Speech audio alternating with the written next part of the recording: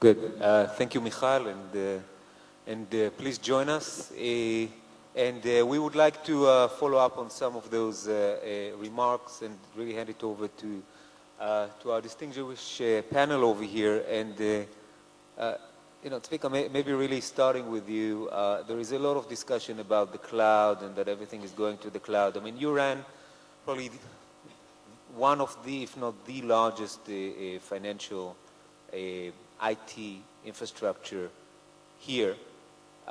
Is this move to the cloud really happening? Do you see it happening? Is it inevitable? Is it in the speed that you expected, faster or slower?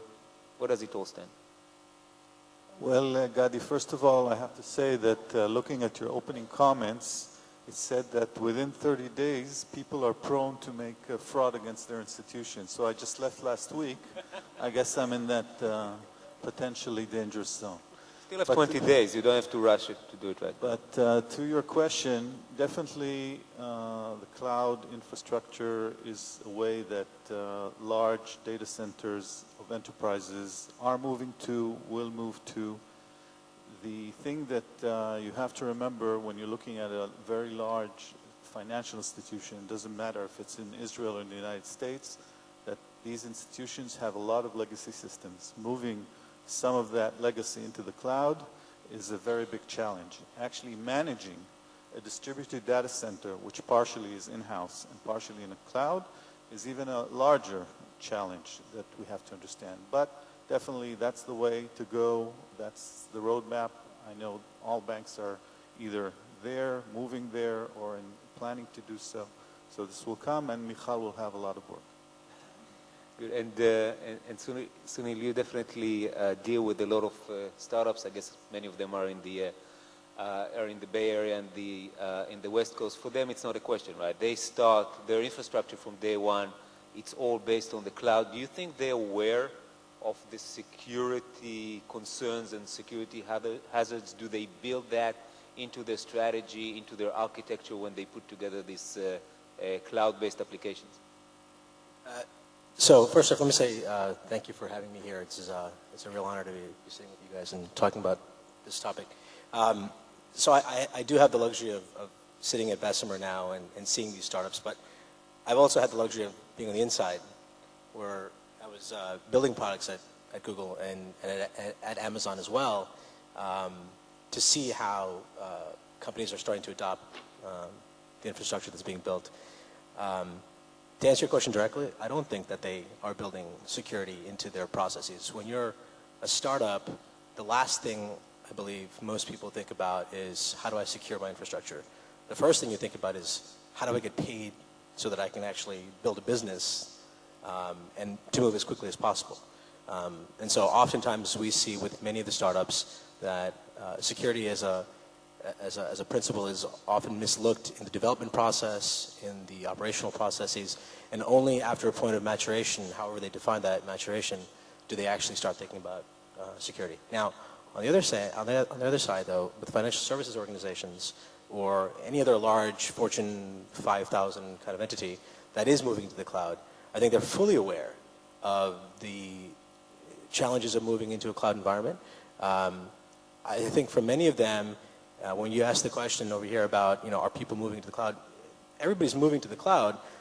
That's not the issue. The issue is that you're not seeing the crown jewels moving into the cloud. As we talked about before, not only are hybrid situations very difficult to manage, but you'll, at least in my experience, I have not seen a single large-scale enterprise say we're going to go move our ERP system into the cloud. We'll find some sort of a greenfield new application that is being built by a younger generation of developers who aren't maintaining mainframe systems in our legacy environment. We'll let them have some amount of money and go spin this up in the cloud because it's not mission critical for us.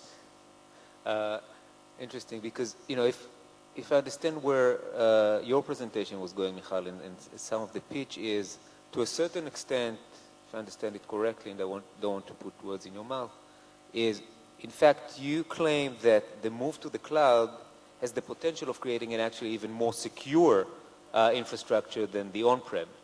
So do you think we're there now, or do you think this is where we're going, and does it really provide you with better security measures?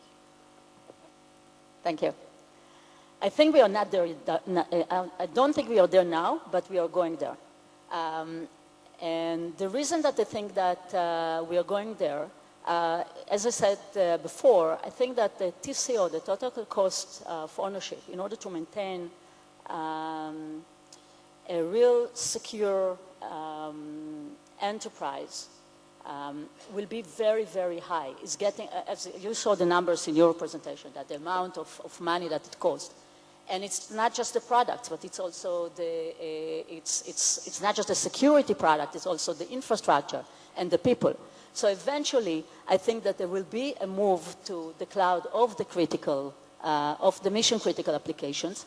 And I see already, as opposed to Suhail, I see already some mission critical application also in the financial institutes that are moving to the cloud.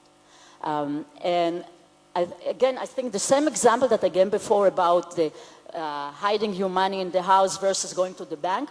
So I make the analogy between hiding your money in the mattress into the on-premise, and when you go to the bank, it's actually the cloud.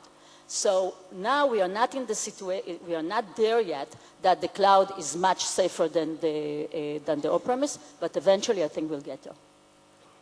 And Sunil, I want to go back to one of the things that you mentioned before, and once again with with all these startups coming up, not just in the security arena, but actually everywhere, and development tools becoming more and more sophisticated on one hand, but on the other hand, new development tools, new programming languages, and so on that are not necessarily built with the right security measures in them. So, do you think there is a way of actually incorporating a security policy into the application development process itself? And if so, what do you think are the right ways of introducing that into the application development process? So obviously it's happening, but it's not enough. I divide security, cybersecurity, into 3 pillars. So prevention, detection, and remediation. So you're talking about the prevention pillar. By introducing security into the development, you're trying to prevent it. I think it's very, very important, and we should continue to put efforts in prevention. However, under the assumption that breaches cannot be, not the assumption, under the axiom that breaches cannot be prevented, we also have to invest a lot in detection. So I think, yes, it's good to invest in that, and definitely we should do that. But it will never be enough. Therefore, we should never neglect the detection. And right now, the industry as a whole is still neglecting the detection. Because if you think about the amount of money that is currently spent on detection, it's 20% as opposed to prevention, which is 80%. And this tendency has to change. Still on the prevention side, and Sunil, if you can share with us some of your experience, when you look at some of the startups that you guys at Bessemer are investing in, or whether it's startups that you dealt with during your service in Google, is there any policies or any measures that you take to make sure that in the app development process itself, they're adopting certain procedures? In the same way that, I think about 5 or 6 years ago, everybody was rushing to open source. Then we realized that actually it can create a lot of problem building companies on open source as they come to be acquired. Do you think we're facing a similar phenomena when dealing with the security framework and infrastructure of these new applications? And if so, what would be some of the guidelines that we should instruct those startups or those new applications to adopt? Yeah, so I think there's a bit of an impedance mismatch with respect to the goals of an organization in developing and delivering applications. Pace into market trumps everything for most businesses. The ability to build an application, to get into the hands of customers, to get feedback, and then to feed that cycle over and over again seems to be one of the most important pieces for any business, because things like cloud and others are facilitating new competitors to come up, who are more nimble and agile, and to build applications that could potentially take away from your market share and whatever you're doing. So when you have this implicit and maybe even explicit impetus to drive development faster and faster, naturally things will be missed. Shortcuts will be made. things will not be accounted for as much as they probably should have. I do think that security is definitely one of those. From a development perspective, as we said before, I think that there's many times a case where specific startups have skipped those steps, whether it be looking at third-party open source tooling and understanding the vulnerability landscape there, whether it be white box, black box testing, static code analysis, dynamic code analysis, a lot of the things that aren't have been talked about for a long period of time, and there are a variety of frameworks. Microsoft has one as well that describe the ways in which you want to think about building secure applications. So I don't think there's anything new that has to come up. I think what has to be reconciled is this mismatch that we're just talking about. Right? How do we build into the developer's mindsets, into the CIO's mindset, into the line development manager's mindsets, that security is just as much a responsibility for them as much as it is for the CISO. And I think that shared responsibility is something that will cause that change to happen. And at Google, even at Amazon, and going back to the conversation about security of cloud, one thing that people don't realize is that security at a cloud environment, if there was compromises in any cloud environment, whether if I was at Google and she's at Microsoft, if there's a compromise within their cloud, that impacts my business just as much as it impacts her business. If there's compromises in Bank of America's online banking infrastructure, that affects cloud platforms as well because these are online transactions that are happening. So you better believe that from a security standpoint, when we think about application development for cloud-based services, it's extremely rigorous. What most customers see is the tail end of a set of APIs or a set of services. But leading up into that is a very rigorous development methodology that starts with this injection into our development organization that it's just as much their responsibility as much as it is the CISO's, where oftentimes, I think the conversation has really been much more reactive than proactive, and I think that needs to change. Zvika, and when you used to adopt new applications in the bank, I mean, did you go into actually screening the application and looking on the inside, or, probably counting on the reputation of those application developers, launching them, and then looking to the detection realm to actually try and find if there are any misuse or any threats that have come with the applications? As Michal said, you have to look at the whole cycle. You start from the design documents. You look at the design documents. You have security experts going along with the project development in all the phases, in all the milestones, and you check yourself continuously. At the end, when you test, you of course do penetration tests and other tests all the time. When in the bank, when we launch a new application, we take also external companies to come and try and break our code and try and do that. So we take this very, very seriously. Of course, the number one issue for any financial institution is reputation. So we have to make sure when we launch something that it's safe. And one of the things that when we looked at some of the data from the research really surprised me is how little importance many of the surveyed CISOs give to nation-level attacks. So I know Israel is probably in a different category, but as much as you can share from your experience, when you compare what we would call cybercrime to cyber terrorism, first of all, does the attack look completely different? Can you actually recognize the source? When you go to sleep, what's on your mind? Is cybercrime, cyber terrorism?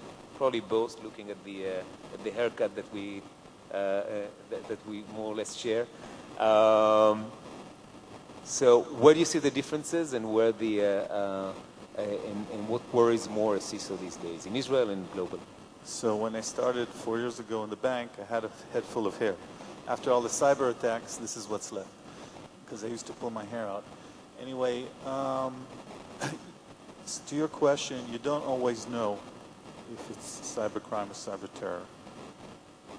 Many times, if there's kind of pre-warning about political disturbances or actual anonymous announcing they're going to attack Israel, etc., then you know. But on the day-to-day, there are many, many attacks. Some of them you find out later were cyber terror, and some of them were cyber crime. we do the distinction not during the attack, but we, of course, afterwards when we do the forensics and try to understand where the attack came from, what the origin was, etc. I would say that being in Israel, we see much more cyber terror attacks than I would say an average IT organization and financial institution outside of Israel. I know that in the United States, they're seeing quite a lot of cyber terror attacks as well.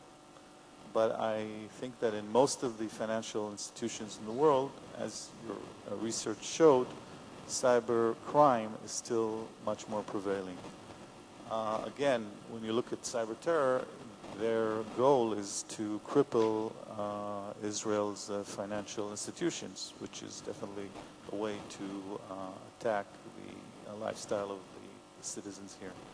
So we take all threats very, very seriously, and we work with the relevant authorities whenever it's a cyber terror attack.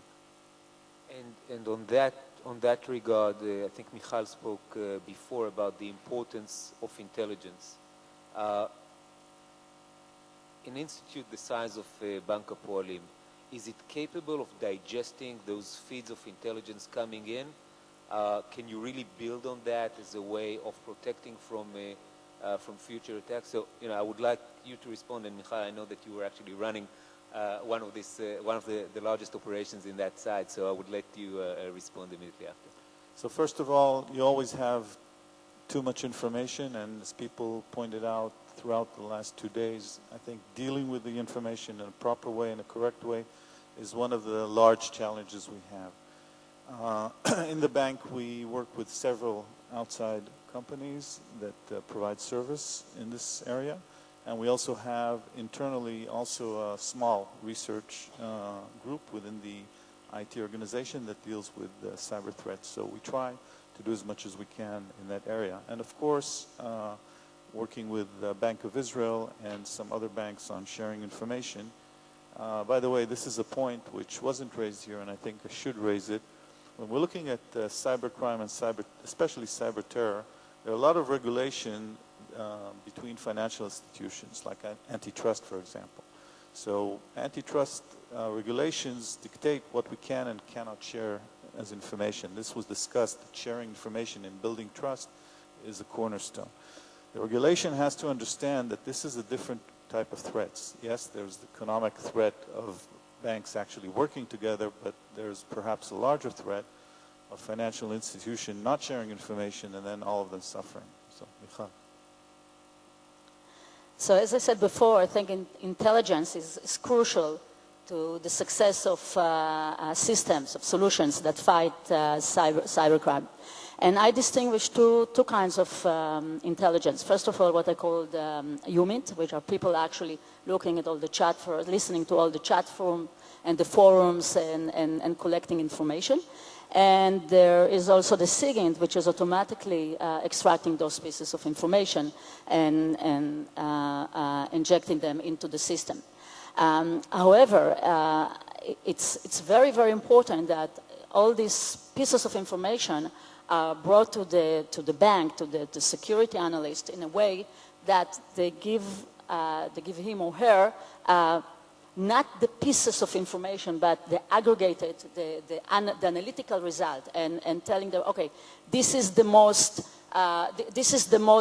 dangerous threat to your organization, and incorporating it in a system, in an analytical system that uses also the information from the different levels of the network and the application, and says, okay, this is the threat that you should now look at, as opposed to just throwing pieces of information. And therefore, it's not just enough to use intelligence, but to make sure that you aggregate it in an analytical system that tells the person, this is what you have to do, because otherwise we didn't do anything. I would like to address another aspect that we think we touched upon a little bit and address it from a few perspectives, and that has to do more with the human factor. And I think we see the security industry or the cyber industry dealing with that resource across very different in various categories. Sunil, maybe starting with you. I guess there is a reason that you come here to Israel to visit us, to look at cyber opportunities, cyber companies over here. Do you feel there is lack of talent in that space in the U.S. That U.S. VCs needs to come over to Israel and look for the next big thing? I wouldn't say that there's lack of talent in the United States. There's plenty of talent. I would say that from my investment charter, if you will, at Bessemer, my focus is cyber. Right? My background earlier on was cyber. Bessemer's had a long history of cyber investments, and so and we invested in Toyota. So we thank you very much for providing generous returns on that investment. I think the answer to your question is that why we're here, specifically in Israel, is because, and it was said before, I think one of the Gartner analysts, I think, before talked about this, but I mean, I think fundamentally this country has, from the beginning of its existence, been concerned about security at both a national as well as a enterprise level as well. And I think as a result of that, it's developed and cultivated a very rich ground of phenomenal software developers that have a real good understanding of what the threat landscape can look like, and can develop robust systems as well. Right? Software development and security software isn't necessarily just about hacking and offensive and defensive kind of techniques. It's also about building systems as well. And I think when we look at Israel specifically, we think about general purpose software development talent, and there's some phenomenal software developers here. In the United States, there's a lot of talent, but there's also a lot of resources being spent to acquire talent. From Microsoft's perspective, I can definitely vouch from Google's perspective and from Amazon's perspective. They pay at the within the 2% percentile range of salaries to find the absolute best talent, which means that the best of the best are not going to all the other companies that are out there.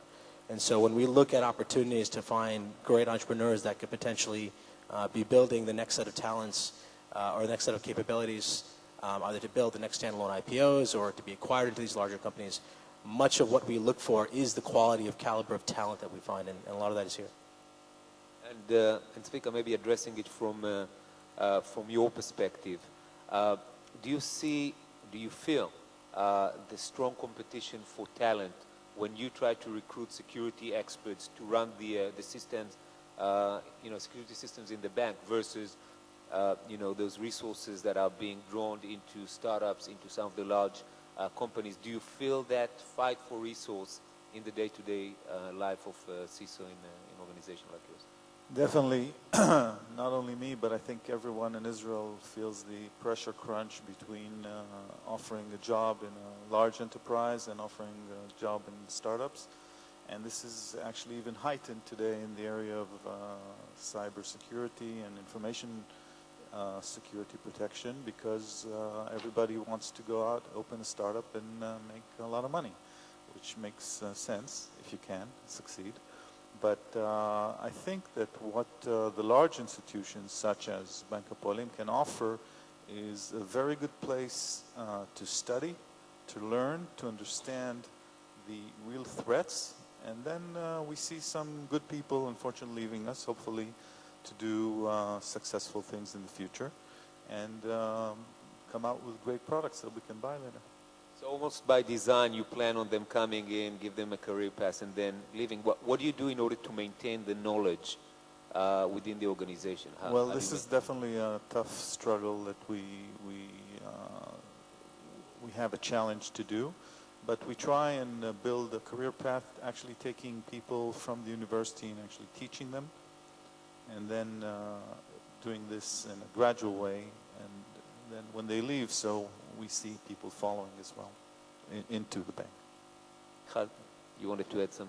Yeah, I wanted to add something about, I think in Israel we do have a unique combination of both having great atmosphere for, I'm talking about cybersecurity, an amazing number of startups, in cybersecurity. We also have some very big Israeli companies like Checkpoint,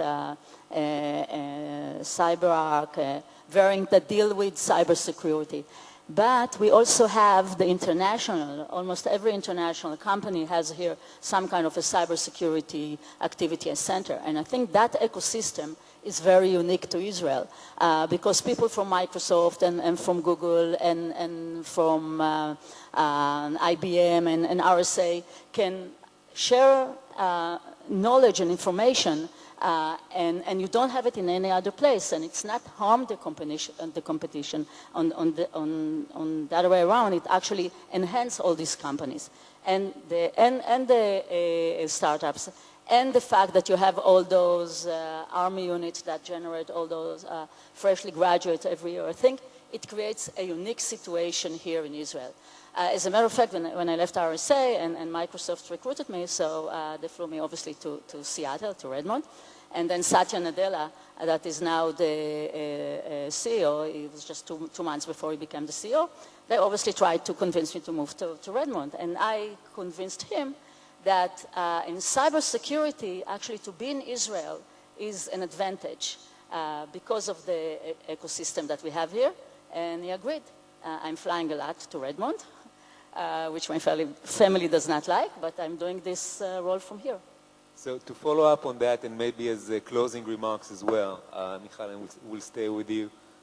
We all talk a lot about the the Israeli ecosystem for cybersecurity and how fruitful it is in creating new solutions and new startups and so on.